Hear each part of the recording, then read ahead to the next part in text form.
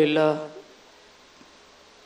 नहमदुहु व नस्तईनुहु व नस्तगफिरुह व नऊज़ु बिल्लाहि मिन शुरूरि अनफुसिना व सय्यिआति अअमालिना मन यहदिहिल्लाहु फला मुज़िल्ल लहु व मन युज़लिल फला हादिय लहु व अशहदु अन ला इलाहा इल्लल्लाहु वहदहु ला शरीक लहु व अशहदु अन्न मुहम्मदन अब्दुहु व रसूलुहु। अल्लाहुम्मा सल्लि अला मुहम्मद व अला आलि मुहम्मद कमा सल्लैता अला इब्राहीम व अला आलि इब्राहीम इन्नका हमीदुम मजीद। अल्लाहुम्मा बारिक अला मुहम्मद व अला आलि मुहम्मद कमा बारकता अला इब्राहीम व अला आलि इब्राहीम इन्नका हमीदुम मजीद। मन युतिइल्लाह व रसूलहु फ़क़द रशद वहतदा व मन यअसिल्लाह व रसूलहु फ़क़द ज़ल्ल व गवा।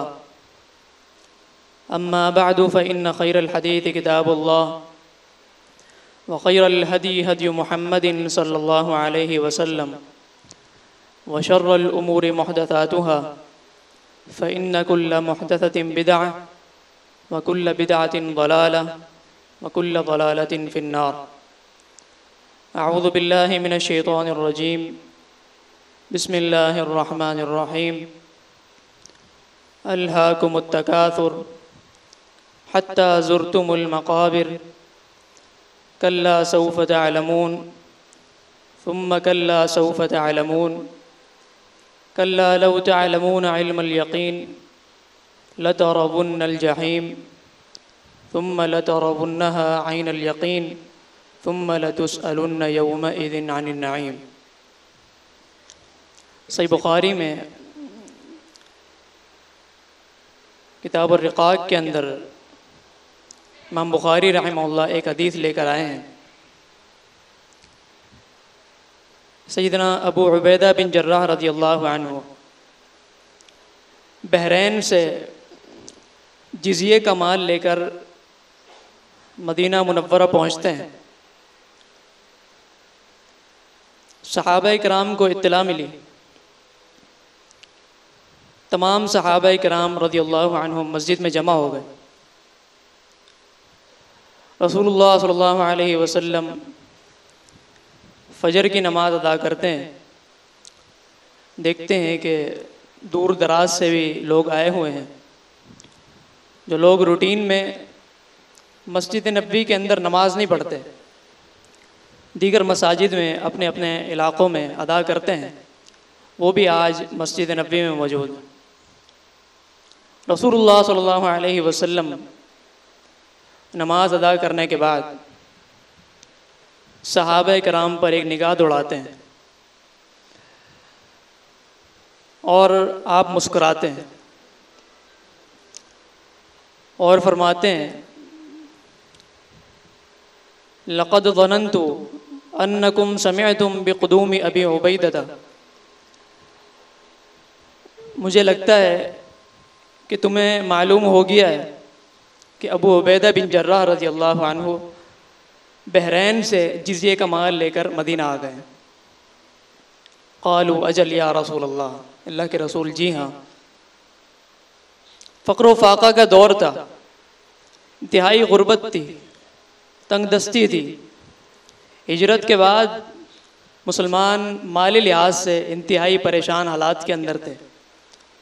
ऐसे में हर एक को अपनी ज़रूरियात ज़िंदगी के लिए मुख्तलिफ़ राशन माल वग़ैरह की ज़रूरत थी। और तारीख़ इस्लाम के अंदर पहली मरतबा ऐसा हुआ था कि इतनी बड़ी वाफिर मिक़दार में बहरैन से या किसी और मुल्क से कोई माल जिज़िये की सूरत में मदीना मुनव्वरा के अंदर आया। नबी अलैहिस्सलातु वस्सलाम ने इस मौके पर सहाबा किराम को एक नसीहत फरमाई। फरमाया, बश्शिरू व अम्मिलू मा यसुर्रुकुम, तुम खुश हो जाओ, जिस उम्मीद से तुम आए हो वो उम्मीद तुम्हारी पूरी होगी। तुम्हें ये माल दिया जाएगा, ये तुम्हें ही तकसीम होगा। लेकिन एक नसीहत, फ़वल्लाहि मल फ़क़्रु अख़शा अलैकुम अल्लाह की कसम, मैं अपने बाद इस बात का खदशा महसूस नहीं करता कि तुम फ़क्र व फाका का शिकार हो जाओगे, तुम मेरे बाद माली लिहाज से परेशान हो जाओगे।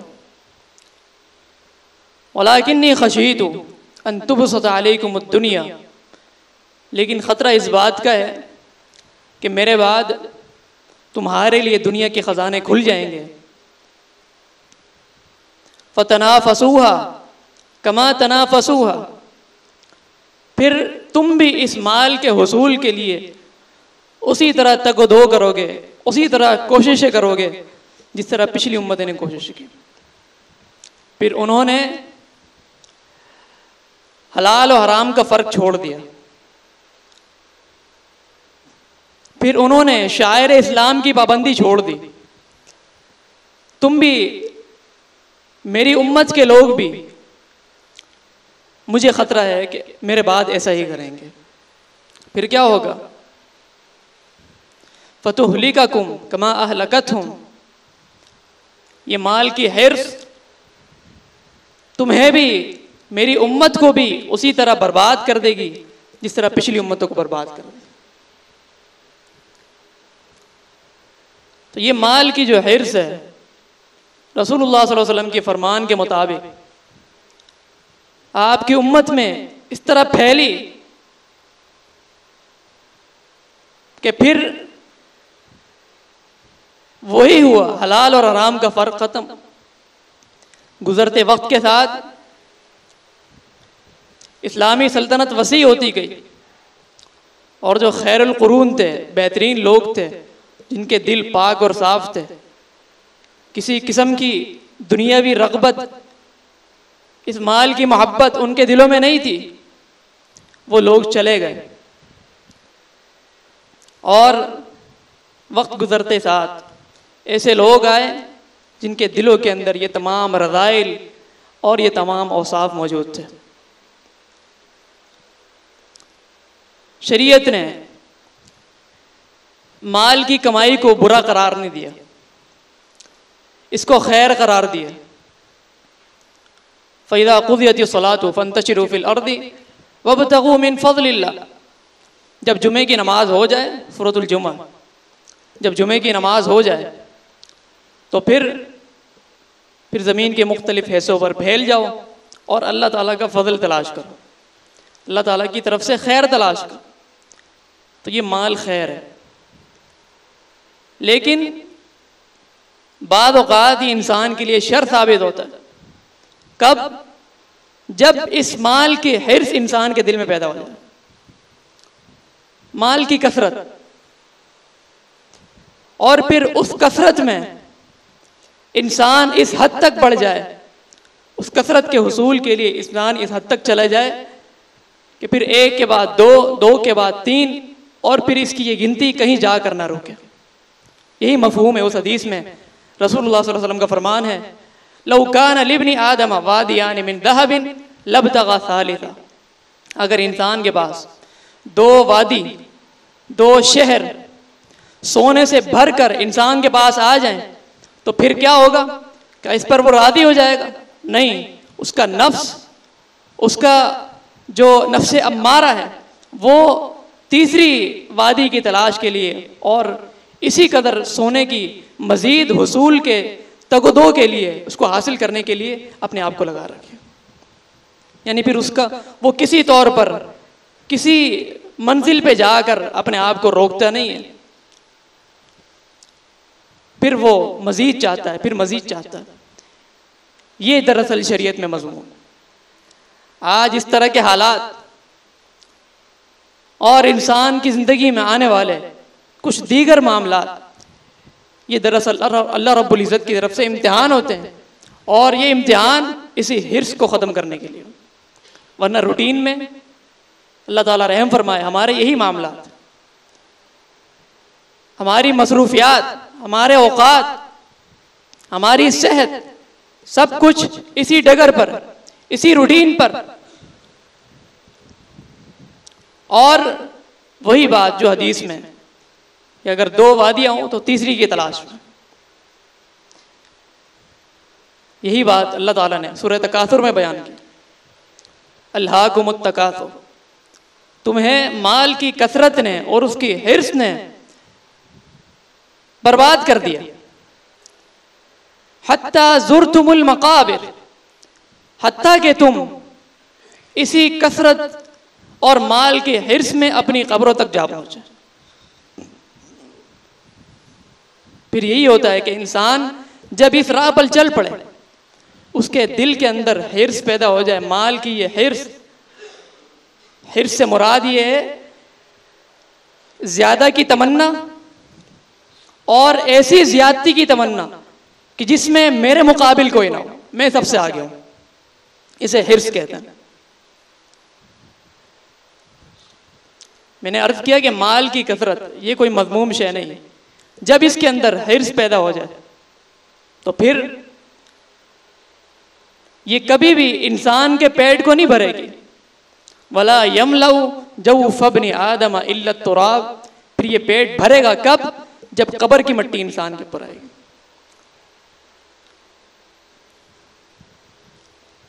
इसीलिए रसूलुल्लाह सल्लल्लाहु अलैहि वसल्लम ने फरमाया, शर्रु मा फी रजुलिन, 2 खसलतें, 2 बुराइयां ऐसी हैं इंसान में पैदा हो जाए इंसान बदतरीन बन जाता है। सबसे बुरा इंसान वो है जिसमें 2 खसलतें हैं। नंबर 1, शुहुन हालिउन, ऐसी बखीली जो इंसान को इसी हिर्स और इसी कसरत के राह पर कायम कर दे, ऐसी बखीली। फिर इंसान ये सोचे कि बस मैं सबसे आगे हूं और मेरे मुकाबिल कोई ना हो, इस साल मैंने ये करना है, अगले साल ये करना है, और एक पूरी जिंदगी का एक प्लान बनाकर और फिर उसमें मजीद ज्यादती, इन तमाम उमूर को शरीयत में शुह कहा जाता है, बखीली। दूसरों के लिए इंसान बुरा सोचे कि ये नेमत अल्लाह ताला ने मुझे दी है और किसी को ना मिले, सिर्फ मेरे पास है। शुहुन हालिउन, जब ये बखीली, ये माल की हिर्स और कसरत की तगदो इंसान में पैदा हो जाए तो फिर इंसान सबसे बदतरीन बन जाता है। इसीलिए रसूलुल्लाह सल्लल्लाहु अलैहि वसल्लम अपनी दुआओं के अंदर, बिलखुसूस नमाज के आखिर में, तशहुद के बिल्कुल इख्तिताम पर, दुरूद के बाद आप ये दुआ फरमाया करते थे, अल्लाहुम्मा इन्नी अऊज़ु बिका मिनल जुब्नी, ए अल्लाह मैं तो इससे पनाह चाहता हूँ जुब्न से, बुज़दिली से, कि मेरे दिल के अंदर बुज़दिली पैदा हो जाए, मैं तेरी पनाह में आता हूँ। व अऊज़ु बिका मिनल बुखली, ए अल्लाह मैं तो इससे बखीली से भी पनाह चाहता हूँ। बखीली, तो फरमाया कि ये माल की कसरत ने तुम्हें बर्बाद कर दिया, हत्ता कि तुम कब्रों को जा पहुंचे। कल्ला सौफ तअलमून, अनकरीब तुम लोग जान लोगे। सुम्मा कल्ला सौफ तअलमून, फिर अनकरीब तुम जान लोगे। कल्ला लौ तअलमून इल्मल यकीन, अगर तुम यकीन के साथ जान लो, लतरवुन्नल जहीम, कि तुमने जरूर कल जहन्नम की आग में जाना है। सुम्मा लतरवुन्नहा ऐनल यकीन, फिर उस जहन्नम की आग को तुमने अपनी आंखों से देखना है। सुम्मा लतुसअलुन्ना यौमइज़िन अनिन नईम, फिर तुमसे अल्लाह ताला कल क़यामत के दिन अपनी नेमतों के बारे में सवाल करेगा। इस सूरत के मफ़हूम पर गौर करें। 2 बातें, पहली बात ये, जिस इंसान के अंदर माल के हिर्स पैदा हो जाए, कसरत माल के हिर्स, वो फिर उसकी पूरी जिंदगी उसके साथ रहती है, जब तक अपने दिल से इस बुखल को, इस हिर्स को वो निकाल न दे, पूरी जिंदगी उसके साथ रहेगी, हत्ता कि इंसान कब्र में चला जाएगा इस दुनिया के इख्तिताम तक। फिर क्या होगा? इस माल को हासिल करने के लिए उसने जितने जिद्दजहद की, जितने औकात सर्फ किए, अपनी पूरी सेहत सर्फ की, अपनी पूरी जवानी सर्फ की, फिर उसके बाद उसे मौत आ गई। अब जितने माल उसने हासिल किया है ये उसके साथ नहीं जाना, लिहाजा इंसान की बर्बादी पूरी ज़िंदगी जिस चीज़ के उसूल के लिए लगा दी, आखिर में नतीजा क्या मिल रहा है?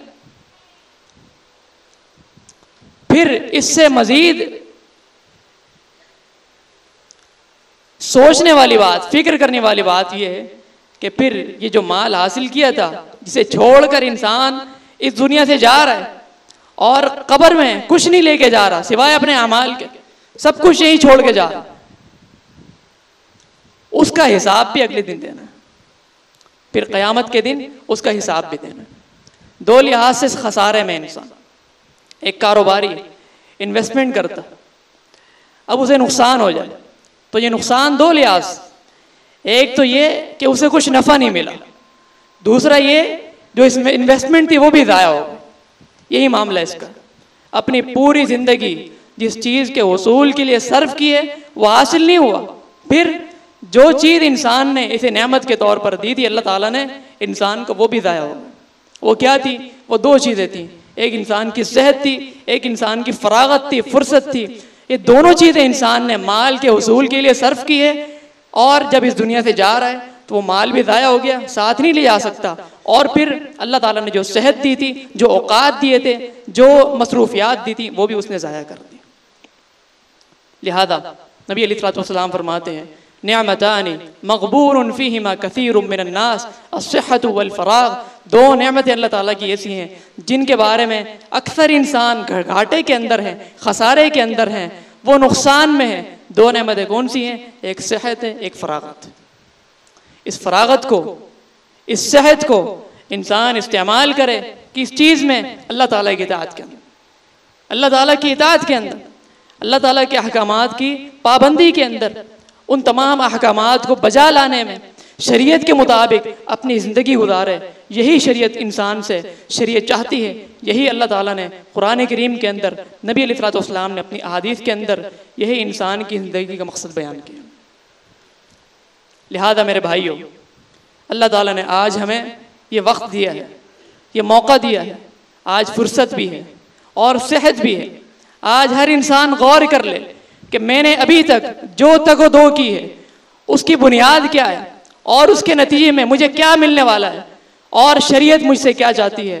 हर इंसान आज फुर्सत के लम्हात के अंदर, अपनी सेहत के लम्हात के अंदर ये फैसला कर ले और फिर अपनी ज़िंदगी को शरीयत के मुताबिक बना ले, ताकि कल क़यामत के दिन जब उससे ये सवाल हो कि हाँ बताओ अपने जवानी को कहाँ सर्व किया था, तो फिर इंसान उसके पास ऐसा ना हो कि जवाब ना हो कि ए अल्लाह मैंने तो अपनी पूरी ज़िंदगी सिर्फ दुनियावी हुसूल और दुनियावी मकासद के हुसूल के लिए सर्व कर दी थी और कभी शरीयत की और दीन की परवाह नहीं की थी।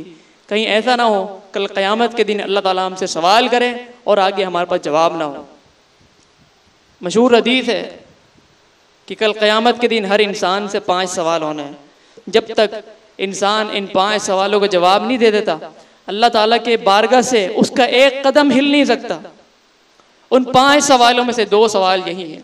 एक इंसान की सेहत का सवाल हो, बताओ जवानी कहाँ सर्फ की थी, अपनी पूरी उम्र कहाँ सर्फ की, किस तरह गुजारी। दूसरा सवाल माल के हवाले से होगा और उस माल के सवाल में 2 सवाल होंगे, कहाँ से हासिल किया था, कहाँ खर्च किया था। और इसी तरह इंसान की उसके औकात का भी सवाल होगा।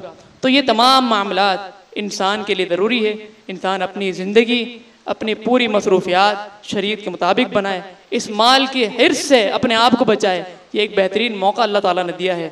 अपनी मसरूफियात को देखें और अपने मामलात को देखें और अपनी टाइमिंग को देखें कि मेरे औकात कहाँ सर्फ हो रहे हैं। आज अल्लाह ताला ने एक बेहतरीन मौका हमें दे दिया है। ये फुर्सत के लम्हात है, इनकी कदर कीजिए और जो शरई मकसूद है अल्लाह ताला की इताअत वो बजा लाइए। अल्लाह ताला हमें अमल करने की तौफीक अता फरमाए। अस्तगफिरुल्लाह ली व लकुम व आखिरु दअवाना अनिल हम्दुलिल्लाहि रब्बिल आलमीन।